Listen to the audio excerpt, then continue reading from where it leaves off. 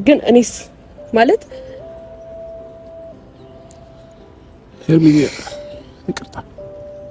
በነገራችን ላይ ማለት ነው ደስታ በሄርሜላ ተልዕኮ ተሰጥቶት ክፍያ ወስዶ ወደ ሩታ ህይወት የገባ ሰው መሆኑን አረጋግጫለሁ ማለት ነው። ይሄ ነገር በነገራችን ላይ መጀመሪያም ጥርጣሬ ነበረኝ። ከዚህ ነገር ጀርባ የሄርሜላ እጅ እንዳለበት በጣም እርግጠኛ ነኝ ማለት ነው። ምክንያቱም እቺ ልጅ በአብርሃም መቼም ኮንፊደንስ እንደማይሰማት በደንብ እናውቃለን እና በየትኛውም ሰዓት አብርሃም ተነስቶ ወደ ሩታ ሊመለስባት እንደሚችል ስለምታውቅ ሩታ አዲስ ህይወት መጀመሯ ጥያቄ መነሳት የሌለበት ጉዳይ መሆኑን ለሄርሜላ ሁላችንም በደንብ እናውቃለን እና ከአውሮፓን የመጣው ምናምን የሚባለው ነገር ወፍ የለም። ግን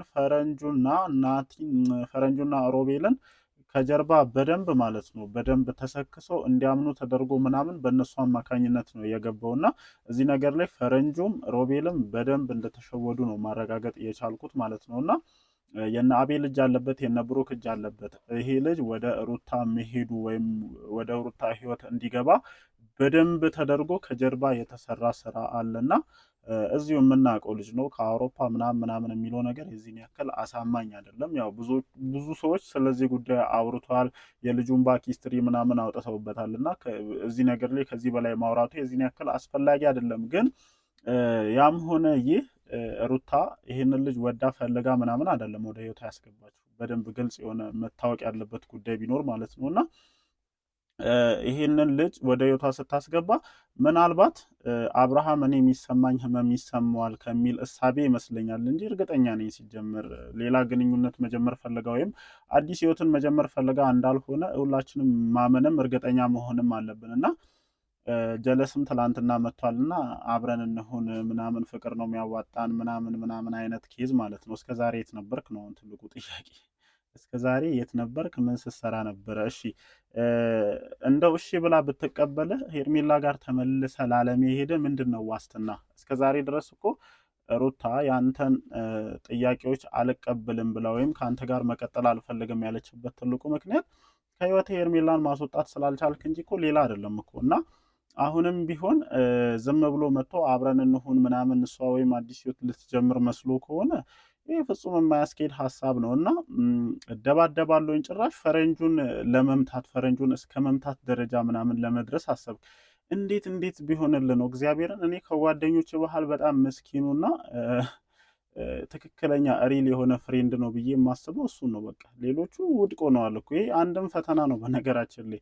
የትኛው ሰው ነው የእኛን የተስተካከለ ህይወት የሚፈልገው ብለን ሚዛን ላይ ስናስቀምጥ ከፈረንጁ ውጭ የአብርሃምና የሩታን የተስተካከለ ህይወት እንዲኖሩ የሚፈልግ ሰው እንደሌለን የተረዳሁት። እንደ ጓደኛ ይሄ ልጅ ትዳሩ ቢደብረው ትዳሩ ቢያስጠላው ከትዳሩ ለመውጣት ሲሞክር እንደ ጓደኛ መክረው ገስጸው አስተካክለው ህይወቱን እንዲስተካከል እንደማድረግ ጭራሽ ሴት አምጥተው ጭራሽ ፍቅር እንዲይዘው አድርገው ትዳሩን በጥብጠው ባልና ሚስት አለያይተው ልጅን ያለ እናትና ያለ አባት መሀል ላይ እንዲቀር አድርገው እነዚህ ለእኔ ጓደኞቼ በምንም አይነት ስታፍ ሊሆኑ የማይችሉ ናቸውና ይህን ነገር ፍጹም እኔ አልቀበለውም። ፈረንጁ ላይ አደለም እጅ ማንሳት አደለም አንተም አለህበት ብለህ እሱን እስከ መምታት ደረጃ መድረስ ይቅርና ሲገባህ የምታመሰግነው አይነት ልጅ ነውና እኔ በተወሰነ መልኩ እኮ የሩታ ሀሳብ የሰራ ነው የሚመስለኝ። ምክንያቱም አይ አይደለ አንተ ከሄርሜላ ጋር ስትሆን የሚሰማት ስሜት አንተ እየተሰማ ነው አሁን ላይ። በቃ ልክ ከሰው ጋር ስትሆን አፈላህ በጣም አለ አይደለ የሆነ ህመሙ በደንብ የታየህ ይመስለኛል እና እሷም እያለች ያለችው ይሄ ነው። ምክንያቱም ረጅም ጊዜ አብረን በጓደኝነት በፍቅር ያውም ከዛም አልፈን በትዳር ስንት ነገርን ካሳለፈን በኋላ ያንን ሰው የፈለገ መጥፎ ቢሆን የፈለገ ብንጠላው በቀላሉ ከህይወታችን ማስወጣት አንችልም። በዛ ላይ ደግሞ ከሌላ ሰው ጋር የኛ የምንለውን ሰው ስናይ በጣም ነው ህመም ያለውና ይሄ ነገር በደንብ ከእንትን መታሰብ አለበት ብዬ አስባለሁ። ከዛ ውጪ ልላችሁ የምችለው ነገር ቢኖር ደስታ በሄርሜላ የተላከ ሰው ነው። እቺ ልጅ በነገራችን ላይ አብርሃምን በእጇ ለማስገባት የትኛውንም አይነት መስዋዕትነት እንደምትከፍል አትርሱና የዚህ ነገር ሚስጥር ሲወጣ ሁላችሁም እንደምትገረሙበት እርግጠኛ ነኝ ማለት ነው። ለማንኛውም ሰላም፣ እንዴት ናችሁ የኔ ተወዳጅ ቤተሰቦች? ደህና ናችሁ ወይ? አለን። እግዚአብሔር የተመሰገነ ይሁን። ዛሬም እንግዲህ በሰማናቸው አዳዲስ መረጃዎች ተመልሰን ወደ እናንተ መተናል ማለት ነው። እናንተም እንግዲህ የምታዩትን የምትታዘቡትን ነገር በብዙ አይነት መንገድ እየገለጻችሁ እንደሆነ ለማየት ችያለሁኝ እና ያው ያየናቸው የተመለከትናቸው ነገሮች አሉ። እንደተለመደው በእነዚህ ጉዳዮች ላይ ሀሳባችንን እንሰጣለን ማለት ነው። ትናንትና ሁላችንም ለመመልከት እንደቻልነው ለኢትዮጵያ የጥበብ ዓለም እጅግ አስደንጋጭ የሆነ ዜና ተሰምቷልና የምሬን ነው። እኔ በጣም እንደዚህ ኮሚኒኬት ካረኳቸው ሰዎች ውስጥ እንዳለ ማለት ነው በዚህ ጉዳይ ልቡ ያልተሰበረ ሰው የለምና ሁላችንም የምንወደው የምናደንቀው በዚህ በጥበቡ ዓለም ላይ እጅግ በጣም ትልቅ የሆነ አሻራን ማለት ነው እኔ ከልጅነቴ ጀምሮ ልጅነቴን እጅግ በጣም ካሳመሩልኝ ውብ ካደረጉልኝ አርቲስቶች መካከል በዛ ላይ ደግሞ ኢቢኤስ ላይ ከሚተላለፉ የቤተሰብ ጨዋታ ጀምሮ በጣም ብዙ ስራዎችን እየሰራና ኢትዮጵያ ውስጥ ከተሰሩ የጥበብ ስራዎች ውስጥ ትልቁን አሻራ ማሳረፍ የቻለው ሁላችንም የምንወደው የምናደንቀው ለሁላችንም ሳቅ ሲፈጥርልን የነበረው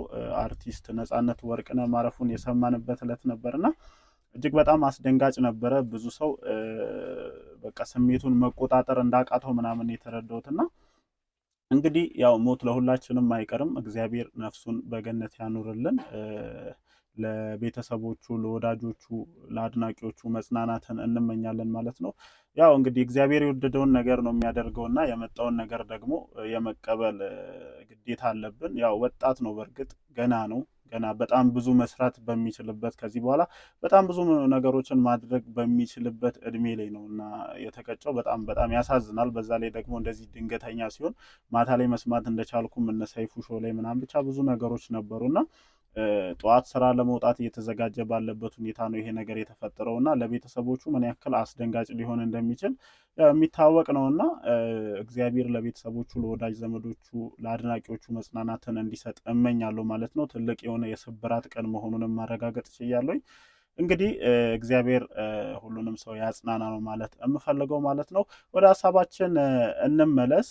እንዳልኳችሁ ይሄ ልጅ በሄርሜላ ክፍያ ተሰጥቶት ለልዩ ፐርፐዝ ነው በነገራችን ላይ ማለት ነው። ልጁን አውቀዋለሁኝ። ቲክቶክ ላይ ነው የጀመረው ይሄንን ትሬንድ እንደ ትሬንድ ልክ ሄርሜላ ስትመጣ የአብርሽን ፎቶ ከላይ አድርጋ እንደምትመጣው እሱም የሩታን ፎቶ ከላይ እያደረገ የሆነ ሮቦት ነው ግን የሚመስለው። እግዚአብሔርን ይቅርታ አድርጉልኝና ልጁ ሮቦት ማለት ነው።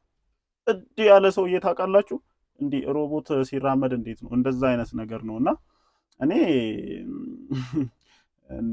እንጃ ለምንድን ነው ሌላ ታሪክ ውስጥ የምገባው? ለምንድን ነው ሌላ ነገር ውስጥ የምገባው? እና እያንዳንዱ ነገር ማለት ነው መኪና ምን እያንዳንዱ ነገር ከለበሰው ሱፍ ጨምሮ ሁሉም ነገር በሄርሜላ ኦርደር ተደርጎለት ለዚህ ፐርፐዝ የመጣ ሰው ነውና ፈረንጁም ሮቤልን ይሄንን ነገር አላወቁትም። ያው ያለውን ነገር ተረድተው እነሱም ስሜታዊ ስለሆኑ ሩታ ተጎድታለች ብለው ስላሰቡ ነው ይሄንን ልጅ አስጠግተው እንደዚህ አይነት ነገር ውስጥ የገባው።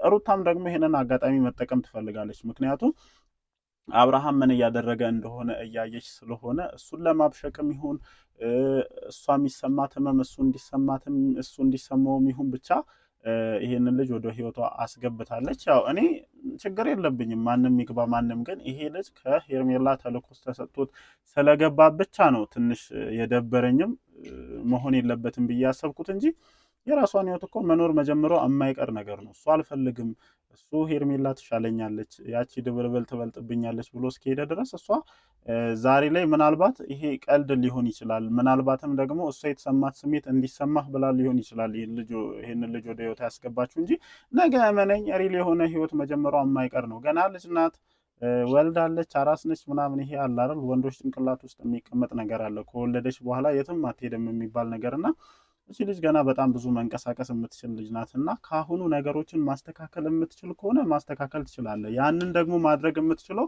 ሌላ ምንም አይደለም። ሄርሜላን ከህይወታ አስወጥተህ እንዳጠፋ እንደበደልካት አምነ ደስ ካላት ይቅርታ ካደረገችልን ነገሮችን ማስተካከል የምትችለው። የምትል ከሆነ ይሄ የአሁኑ ዝም ብሎ ነገር ሊሆን ይችላል፣ ምናልባት እዚሁ የተፈበረከ ነገር ሊሆን ይችላል። ግን ሪል እሷን ሊወስድብህ የሚችል ሰው መምጣቱ አይቀርም። የዛኔ ተደባድባ አታስጥላትም፣ እነ ፈረንጁን አስፈራርታ አታስጥላትም፣ ምንም አድርገህ ልታስጥላት አትችልም። እና ስህተቶችን ከወዲሁ ለማረም ሞክር። እሱንም አሁን ላይ ማረሙ እጅግ በጣም ከባድና አስቸጋሪ እንደሆነ አውቃለሁኝ፣ ግን ከተሳካለህ ሞክረው ነው ማለት የምፈልገው። አዳዲስ ነገሮች ይኖራሉ። ሄርሜላ ያላሰበችው ነገር ነው የሆነባት። ምክንያቱም ይባስ ከሷ አሸሻለሁ ባለች ቁጥር እነዚህ ልጆች የሚገናኙበትን መንገድ ነው እየፈጠረች ያለችው እና ትላንትና እዛ ሄዶ እንደዛ በማድረጉ ደስተኛ እንዳልሆነች ሰምቻለሁ ማለት ነው። ብቻ ምሽት ላይ ቪዲዮ መልቀቃቸው አይቀርም። እንደተለመደው በነዛ በሚለቀቁ ቪዲዮዎች ዙሪያ ሀሳባችንን እንሰጣለን ማለት ነው። ወዳችኋለሁ። ላይክ፣ ሼር፣ ሰብስክራይብ ማድረጋችሁን አትርሱ። ይመቻችሁ።